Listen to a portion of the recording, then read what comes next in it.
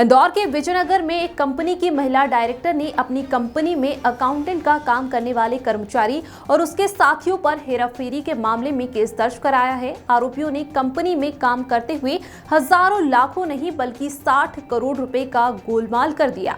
मामले में अकाउंट की डिटेल और सरकारी डिपार्टमेंट से आए नोटिस के बाद जांच में इस बात का खुलासा हुआ। फिलहाल पुलिस पूरे मामले में जांच कर रही है।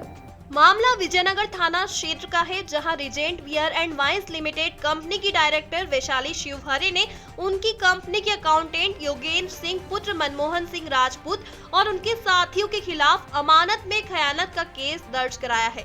वैशाली शिवहरे ने अपनी शिकायत में बताया कि योगेंद्र ने कंपनी के खातों में 60 करोड़ रुपए की हेराफेरी कर पैसा अपने बैंक अकाउंट और अन्य खातों में डलवा लिया था। अब मामले में पुलिस ने जांच शुरू की है। बताया जा रहा है कि Regent beer and wines limited company की डायरेक्टर वैशाली शिवहरे ने शिकायत कॉपी में बताया कि प्रिंसेस बिजनेस पार्क PU 54 में उनका ऑफिस है। उनकी कंपनी में ऑनलाइन अमाउंट का ट्रांजैक्शन होता है।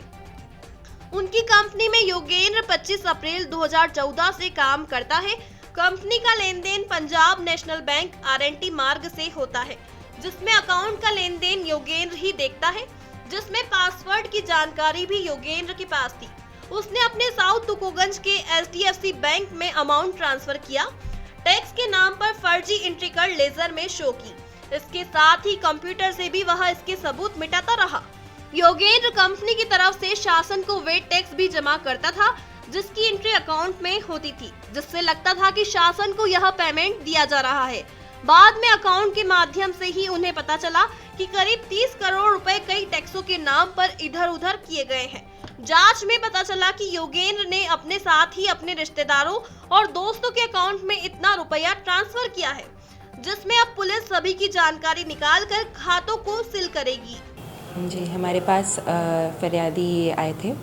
उसमें कंप्लेंट वैशाली शिवहरे के नाम से हुई है, जिनकी एक Regent beer and wine company की लिमिटेड कंपनी थी। उसमें एक उनके यहाँ देख रहे कर्मचारी ने कुछ पैसे जो हैं जो उसको वेरियस टैक्स देने के लिए और कुछ दूसरे पेमेंट करने के लिए देने थे, उसका उसने अपने अकाउंट में ट्रांसफ़र कर लिए और उसके कुछ फर्जी दस्तावेज बना के दिखाए कि वो अपनी सही जगह गए हैं। तो इस हिसाब से उसने कुछ पैसों का हेरफेर किया है, जिसके विषय में हमने FIR दर्ज कर ली है और इसके बाद हम इस पे जांच कर रहे हैं। कितने हैं?